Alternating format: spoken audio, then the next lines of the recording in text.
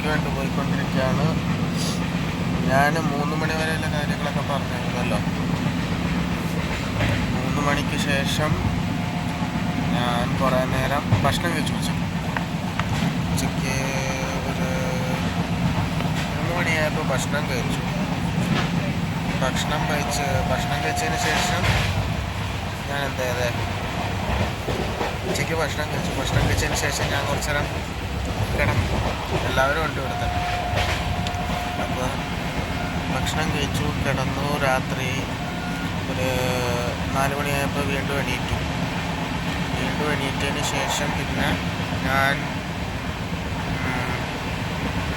അതിന് ശേഷം എല്ലാവരും ഇവിടെ തന്നെ ഇരിപ്പുണ്ടായിരുന്നു. അപ്പോൾ ഞാൻ മറ്റേ കംപ്ലൈൻറ്റ് കൊടുത്തായിരുന്നല്ലോ, മറ്റേ ഇതെന്താണ്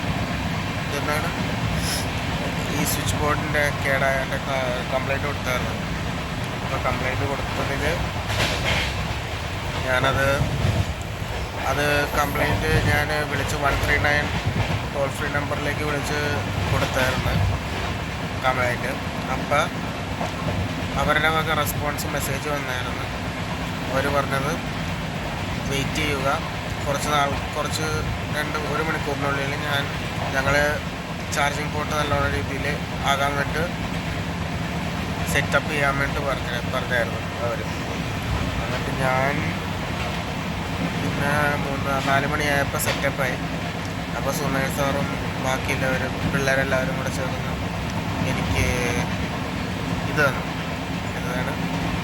സുമേഷ് സാറും എല്ലാവരും കൂടെ ചേർന്ന് കൺഗ്രാജുലേഷൻസ് നല്ല രീതിയിൽ ചെയ്തതിന്. അത് കഴിഞ്ഞിട്ട് 4 മണി മുതൽ 6 മണി വരെ കുറച്ച് നേരം സുമേഷ് സാറും ഫാമിലിയൊക്കെ ഉണ്ടായിരുന്നു. അപ്പോൾ സുമേഷ് സാറിൻ്റെ ഫാമിലിയുടെ കൂടെ സുമേഷ് സാറിൻ്റെ കൊച്ചിൻ്റെ കൂടെ കുറച്ച് നേരം കളിച്ച്, അതിനുശേഷം സുമേഷ് സാറിൻ്റെ കൊച്ചിൻ്റെ കൂടെ കളിച്ചതിന് ശേഷം കുറച്ച് നേരം ഒരു 6 മണിയായപ്പോൾ എല്ലാവർക്കും വിശപ്പ് തുടങ്ങി. അപ്പോൾ ഞാൻ മേളിലേക്ക് കയറി ഇവിടെ മേളിലിരുന്ന് ഞാൻ ഫുഡ് കഴിച്ചു. അമ്മമ്മയൊക്കെ നന്നായിട്ടിരുന്ന് നമ്മുടെ മറ്റേ സംഭവം ഇഡ്ഡലിയും പിന്നെ സാമ്പാറും കഴിച്ചു. അപ്പോൾ താഴത്ത് പിള്ളേർക്ക് നല്ലവണ്ണം വിശക്കണുണ്ടായിരുന്നു. അപ്പോൾ അരുൺ സാബുവും ദേവാനന്ദയൊക്കെ താഴത്തിരിപ്പുണ്ടായിരുന്നു. അപ്പോൾ അവർക്ക് ഇഡ്ഡലി വേണമെന്ന് ചോദിച്ചപ്പോഴത്തേക്ക് എക്സ്ട്രാ ഇഡ്ഡലി അമ്മ ഓൾറെഡി വെച്ചിട്ടുണ്ടായിരുന്നു. അപ്പം അവർക്കെടുത്ത് കൊടുത്തു. അപ്പോൾ അവർ അത് എക്സ്ട്രാ ഇഡ്ഡലി കഴിച്ച്, ഞാൻ ബാക്കി ഭക്ഷണം കഴിച്ചിട്ട് പാക്ക് ചെയ്ത് വെച്ച് പിന്നെ ഞങ്ങൾ ട്രെയിനിൽ തന്നെ ഇരുന്നു. പിന്നെ ഒരു 8 മണിയായപ്പോഴത്തേക്കും ഏകദേശം ഒരു 8 മണിയായപ്പോഴത്തേക്കും നല്ല രീതിയിൽ ഉറക്കം വന്നു. ആ സമയമായപ്പോഴത്തേക്കും സുമേഷ് സാറിൻ്റെ മുകളിൽ വയ്യ. സുമേഷ് സാർ തുരങ്കമായത് കാരണം ഇത്ര ഒച്ച വേണ്ട. 1 മിനിറ്റ് വെയിറ്റ് ചെയ്യാൻ.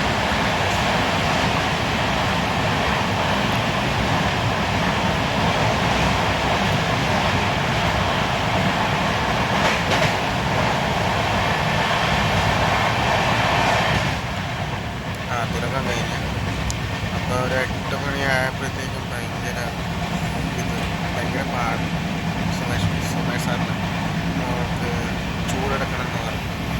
അപ്പോഴത്തേക്കും സാറിൻ്റെ മോളെ ഒന്ന് മേലെ എഴുതിപ്പിച്ച് കൂടെ തൊഴിലുകൊണ്ട് മേലെ എഴുതിപ്പിച്ചപ്പോൾ ഓക്കെ ആക്കി ഇരിക്കുക. പിന്നെ കുഴപ്പമില്ല. പിന്നെ ഞങ്ങൾ കുന്താപുര സ്റ്റേഷനെത്തി. ബൈന്ദൂരിന് മുമ്പിലെ കുന്താപുര സ്റ്റേഷനെത്തി. അപ്പോൾ കുറച്ച്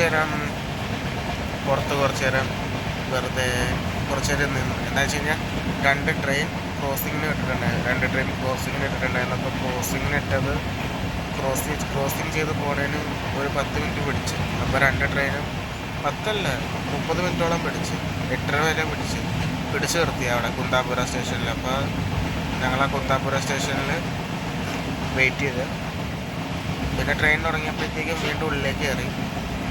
പിന്നെ അതിനുശേഷം എന്തായിരുന്നു, അതിനുശേഷം 8:30-9 മണിയായപ്പോൾ നല്ല ക്ഷീണം വന്നിരുന്നു. പിന്നെ പിള്ളേരുടെ കൂടെ കുറച്ച് നേരം ഇരുന്നു, മറ്റേ പിള്ളേരുടെ കൂടെ, ബോയ്സിൻ്റെ കൂടെ. എന്നിട്ട് അവരുടെ കൂടെ കുറച്ച് നേരം പാട്ടൊക്കെ കേട്ട്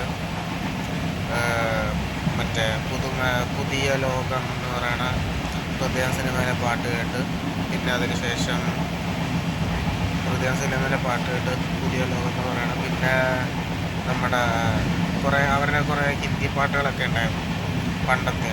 പിന്നെ നീലാകാശം കൊച്ചക്കടൽ ചുമന്ന ഭൂമി എന്ന് പറയുന്ന സിനിമയിലെ പാട്ടൊക്കെ കേട്ട് പിന്നെ ഞാൻ എൻ്റെ കോച്ചിലേക്ക് വന്നു, എൻ്റെ ബർത്തിലേക്ക് വന്നു. പിന്നെ ഒരു മിഡിൽ ബർത്ത് ബാക്കി എല്ലാവരും ഭാഗ്യശ്രീ മിസ്സും ഓളും ഒക്കെ കിടന്ന് ഉറങ്ങാൻ വേണ്ടി പോയി. അതിനുശേഷം ഞാൻ മിഡിൽ സീറ്റിൽ കിടന്ന് ഒരു അരമണിക്കൂർ ഉറങ്ങി. പെട്ടെന്ന് വിമൽച്ചേട്ടൻ വന്നിട്ട് എന്നെ വിളിച്ച് പറഞ്ഞ് വിദ്യാമ്മ വിളിച്ചെന്ന് പറഞ്ഞു. വിദ്യാമ്മനെ വിളിച്ചപ്പോഴത്തേക്ക് പറഞ്ഞ് നിൻ്റെ മൊബൈൽ എന്തോ സ്വിച്ച് ഓഫ്. ഞാൻ പറഞ്ഞ് എൻ്റെ മൊബൈലിൻ്റെ ചാർജ് തീർന്നിരിക്കും, അത് കാരണം സ്വിച്ച് ഓഫ് ആക്കി വെച്ചതെന്ന് ഞാൻ പറഞ്ഞപ്പോഴത്തേക്കും പിന്നെ ഓക്കെ എന്ന് പറഞ്ഞിട്ട് പിന്നെ അതിനുശേഷം ഞാൻ പെട്ടെന്ന് എണീറ്റ്. അപ്പോഴത്തേക്കും സഫാൻ വന്ന് പറഞ്ഞു. അപ്പോഴത്തേക്കും മൂത്രം ഒഴിക്കാൻ വേണ്ടി പോയപ്പോഴത്തേക്കുമാണ് ചെറിയൊരു ഇഞ്ചുറി പറ്റിയെന്ന് പറഞ്ഞു കഴിഞ്ഞാൽ ഒരു 10 മണിയായപ്പോഴത്തേക്കും ഒരു ഇഞ്ചുറി പറ്റിയത്. ആ ഇഞ്ചുറിയുടെ സമയത്തിന് ഇവിടെയായിട്ട് ഒരു പ്ലാസ്റ്റിക്കിൻ്റെ ഒരു സാധനം കുത്തിപ്പറഞ്ഞു. അപ്പോൾ ടോയ്ലറ്റിൻ്റെ അടുത്തേക്ക് പോയപ്പോഴത്തേക്കും മൂത്രം ഒഴിച്ചത്. അപ്പോൾ ഈ കാര്യം പോയിട്ട് അപ്പനെ വിളിച്ച് പറഞ്ഞപ്പോഴത്തേക്കും അമ്മ എപ്പോഴും എന്നോട് പറഞ്ഞ് നീ അത് നനച്ച് കഴിഞ്ഞ് കഴിഞ്ഞാൽ ഓക്കെ ആവുമെന്ന് പറഞ്ഞു. പിന്നെ ടവൽ വെച്ചിട്ട് ഞാൻ കുറച്ച് നേരം കെട്ടി ഇങ്ങനെ ഇരുന്നപ്പോഴത്തേക്കാണ് സഞ്ജു എന്ന് ചോദിച്ചത് എന്നോട് എന്താ പറ്റിയെന്ന്. അപ്പം ഞാൻ പറഞ്ഞ് എൻ്റെ കൈ ഇങ്ങനെ ഇതുപോലെ പൊട്ടിയെന്ന് പറഞ്ഞപ്പോഴത്തേക്ക് അവൻ പറഞ്ഞു. അപ്പോൾ സുമേഷ് സാർ വന്നിട്ട് പറഞ്ഞ് അപ്പുറത്തെ കോച്ചിൽ അപ്പുറത്തെ സീറ്റിൽ ജിബിനും ഇതേപോലെ തന്നെ ക്വാളിറ്റി വന്നപ്പോഴത്തേക്കും ഇതേ രീതിയിൽ തന്നെ കൈ പൊട്ടി. അവിടെ എന്തോ ഒരു സാധനം പ്ലാസ്റ്റിക് പോലത്തെ സാധനം കൂർപ്പിച്ചിരിപ്പുണ്ട്. അപ്പോൾ അത് കൊണ്ടപ്പോഴത്തേക്കാണ് പൊട്ടിയത്. അതിനുശേഷം ഞാൻ കുറച്ച് ഡിസപ്പോയിൻ്റ് ആയിട്ട് എടുക്കും. അപ്പോഴത്തേക്കും സുമേഷ് സാറിൻ്റെ വൈഫ് ആഞ്ജലി ചേച്ചി എനിക്ക് പ്ലാസ്റ്റർ വേണം. എന്നിട്ട് അരുൺ സാബ് എന്ന് പറയുന്ന എൻ്റെ ഫ്രണ്ട് എനിക്കത് കെട്ടിത്തന്നു. അപ്പോൾ ഇത് ഓക്കെ ആയിട്ടിരിക്കണം. പിന്നെ ഞങ്ങളുടെ ട്രെയിൻ ഇപ്പോൾ 1 മണിക്കൂർ ലേറ്റാണ്. ഇപ്പോൾ സമയം 23:07 എന്ന് വെച്ച് കഴിഞ്ഞാൽ 11:07 സമയം 23 ഫെബ്രുവരി 2026 11:07 സമയം 11:07 PM. ഞങ്ങൾ മിക്കവാറും ഒരു ഗോവയിലെത്തണം എന്ന് പറയുന്നത് 1 മണിയാകുമ്പോഴത്തേക്കും ഞങ്ങൾ ഗോവയിലെത്തും. പിന്നെ ഞാൻ ഓർത്ത് മേളിലേക്ക് വന്ന് കുറച്ച് നേരം കിടന്ന് ഉറങ്ങിയിട്ട് പിന്നെ അധികം പരിപാടിക്കൊന്നും പോകാതിരിക്കണ നല്ലതെന്ന് ഞാൻ ഓർത്ത്. പിന്നെ ഞാൻ സൈലൻ്റായിട്ടിരിക്കണമെന്ന് ഓർത്ത് പിന്നെ ഞാൻ ഇവിടെ വന്ന് സീറ്റിൽ വന്ന് കയറണം. അത്രേ ഉള്ളൂ കാര്യം. Okay, bye bye.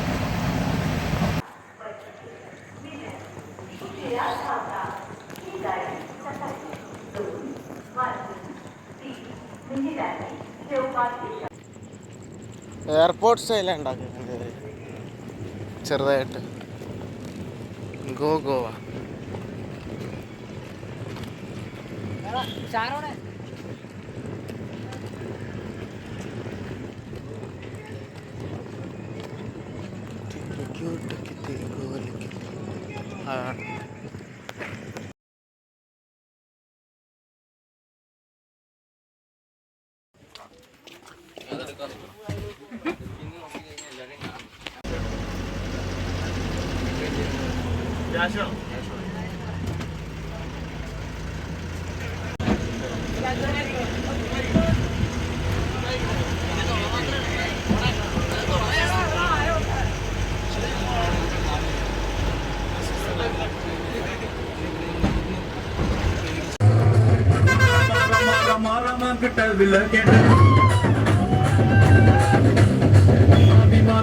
മാബി മാങ്കിട്ട് കഥയ കേട്ട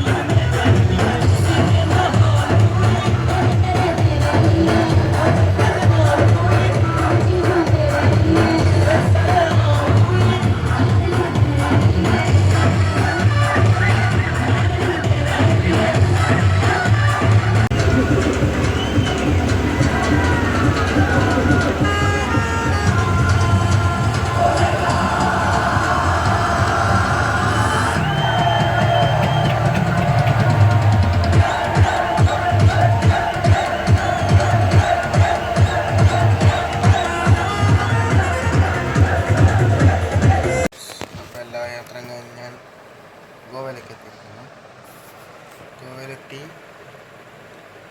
ഗോവയിലെത്തി ഇപ്പോൾ ഒരു റൂം എടുത്തിട്ടുണ്ട്. റൂം എടുത്തിട്ടുണ്ട്. ഇപ്പോൾ റൂമിൽ കിടന്നുറങ്ങാൻ വേണ്ടി 3 മണിയായി. അവസാനം ഗോവയിലെത്തിയതിന് ശേഷം ഗോവയിലെത്തുന്നതിന് മുമ്പ് ഒന്ന് കാർവാർ ഇറങ്ങിയത് എൻ്റെ മാമൻ അവിടെ വർക്ക് ചെയ്യണം. അപ്പോൾ അവിടെ ഒന്ന് കാർവാറിൽ വെറുതെ ഒന്ന് കാല് വെച്ചേ ഉള്ളൂ. ആ മാമൻ കോയമ്പത്തൂർ പോയേക്കും വർക്കിന് വേണ്ടിയിട്ട്. അപ്പോൾ വെറുതെ കാല് വെച്ചേ ഉള്ളൂ.